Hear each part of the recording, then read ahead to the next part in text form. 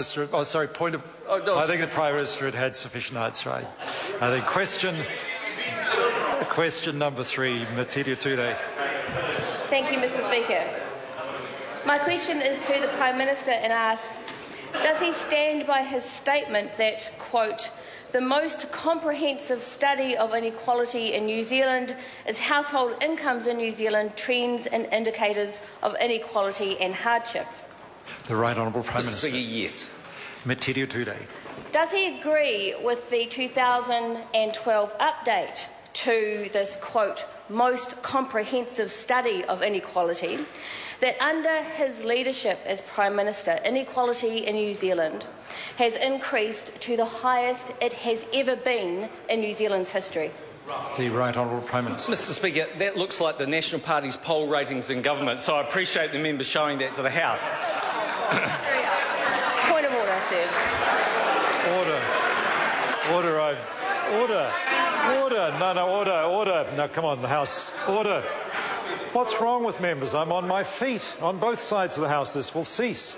And I think I can anticipate the member's point of order.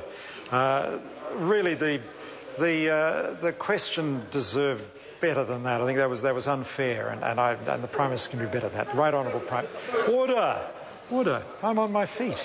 And, the member asked a question. She held up a graph that, on the face of it, appeared to indicate what the graph was indicating at a fairly high level in recent years. Her question, given the visual aid that the member had, didn't seem a totally unreasonable question at all. The Right Honourable Prime Minister. Mr. Speaker, the reason the member got that answer is because she has taken a very tiny piece of that graph, not the entire graph that's actually in the report, not many other graphs in the report that actually contradict that, and that's the reason why the member got the answer. Point of order, Metiria Turei. My question asked whether he agreed with the report as to its conclusion on the state of inequality in New Zealand. I didn't ask for his view about the graph. I asked about his view on the report about inequality, and he has not even addressed... Order. I apologise to the member. Now, look, I say to the House, it's not reasonable to be interjecting. A member is entitled to raise a point of order if they believe a question hasn't been answered. However, on this occasion, I think the Prime Minister's first response was unfair. That's why I pulled the Prime Minister up. But his second response, he pointed out that in response to the substance of the member's question, that the graph that the member was referring to only covered a limited period of the material presented in the report, and that I understood from the Prime Minister's answer that if one took the entire period from the report, different conclusions might be reached. And I think that's not an unreasonable answer for the Prime Minister to come to.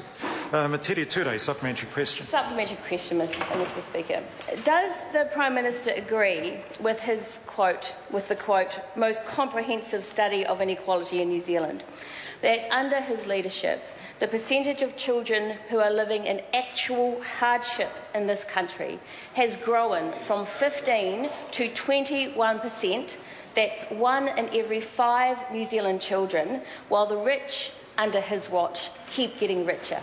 The Right Honourable Prime Minister. Mr. Speaker, no, I don't agree with the way the member has phrased that. And I draw the member's attention to the report, because what it actually shows is income inequality on a number of measures in the report still remain lower today than it was over the mid-90s and 2000s. The report also says OECD figures show that we are not a deeply unequal country. On standard measures, we are about the same as Australia and Canada, and nowhere near as unequal as countries like Mexico and the United States. If the member wants to selectively pick 1 or 2 pieces out of the report, she's free to do so, but in my opinion, she's misrepresenting it.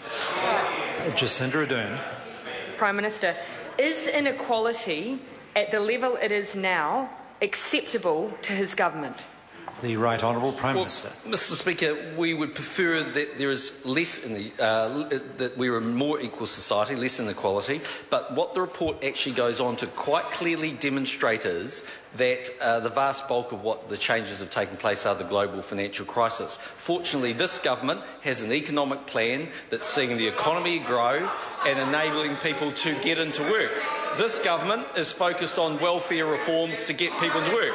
This government's been quite prepared to put up over $350 million to insulate homes in New Zealand. This government has supported under 6-year-olds to get free doctor's visit. This government has supported rheumatic fever and making sure that we reduce this. This government is increasing vaccination rates for young kids. This government is making sure that more young children have early childhood education. This government is making sure that national standards delivers.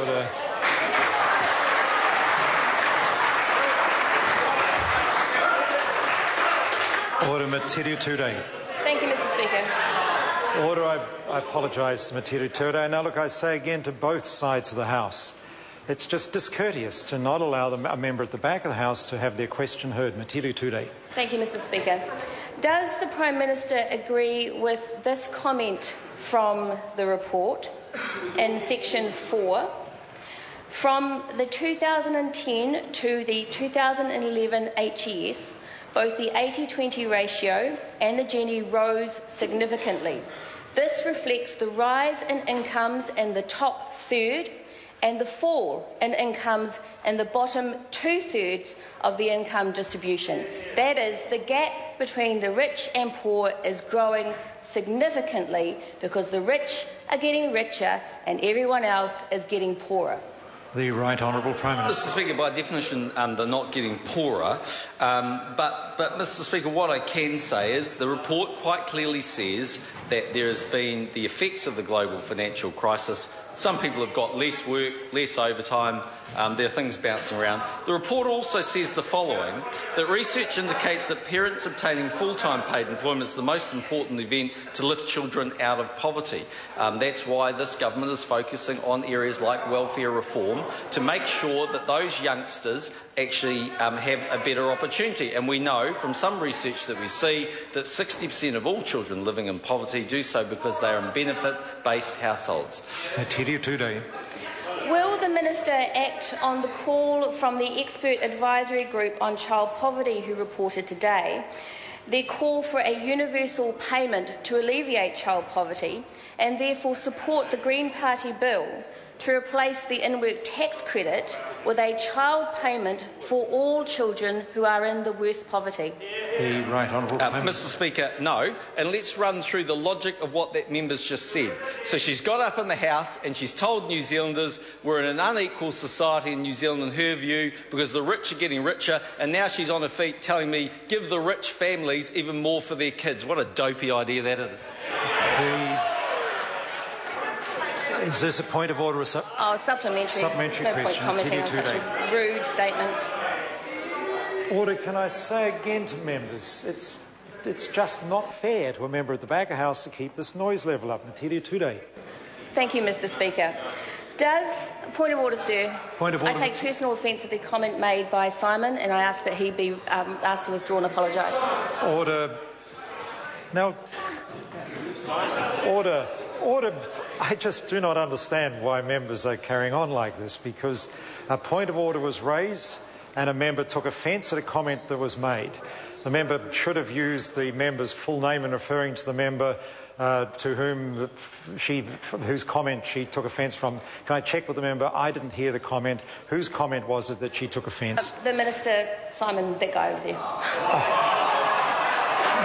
Order. It's not... Order. Look, I think, honestly, if the Speaker is to take some... No, I'm on my feet now. Look, if the Speaker is to take this seriously, the member knows who the Minister is, and that's not good enough. I think we should go on to the next question. Point of order, Is it a point of order, Metiria Turei? Thank you. I just express my apologies that in the frustration over this question, I wasn't thinking straight, and I do know the Minister's name. My apologies for that. Supplementary question. Supplementary question. Thank you, Mr. Speaker. Order. I just want to hear this supplementary question. Does the Prime Minister agree with the Expert Advisory Group on Child Poverty that children should be guaranteed a warm, dry home to live in through a warrant of fitness type program for rental housing, like that proposed by the Green Party in our Warm, Healthy Rentals Bill? And if so, will he support our legislation in the House? The Right Honourable Prime Minister. Speaking to the latter point, I haven't seen the legislation, the Greens legislation, so I can't comment on whether we would support that. Secondly, in terms of the former point, point. Yes, of course it makes sense for New Zealand homes to be warm, and therefore to the health benefits of that are self-explanatory, and the member knows that because they worked with the National Party for a $358 million program for housing insulation. Whether more can be done to encourage private sector landlords to increase the quality of the accommodation they are providing is yet to be seen, but that would be a very positive step if this government could encourage them to do that. From our own perspective, we're certainly getting our own house, or in the case may be, houses in order, because the government has agreed that we'll be insulating every state home in New Zealand. Point of order. Supplementary question, Metiria Turei. Is the Prime Minister not ashamed that the only group whose incomes have risen under his leadership are those of the very wealthy, leaving hundreds of thousands of New Zealand children living in poverty and hardship? Prime Minister, who are you choosing with your policy? The Right Honourable Prime Minister. Mr Speaker, the member is quite incorrect. Median income in New Zealand has risen. Real after-tax incomes have risen across the board for New Zealanders. Well, you can wave any bit of paper you want at me, but frankly, if you want to selectively take bits out, you're welcome to. But if you want to be honest about characterising what the report actually says, it says on a number of measures it's better today than it was back in the 90s and 2000s. So quite frankly, Mr Speaker, yes, medium income has been rising, and what we're choosing is hard-working New Zealanders who go out there day after day to try and support their families. That's why we've been reducing taxes and the likes for them. Question number 4, Alfred Naru. Thank you, Mr Speaker. To the Minister of Justice, what's the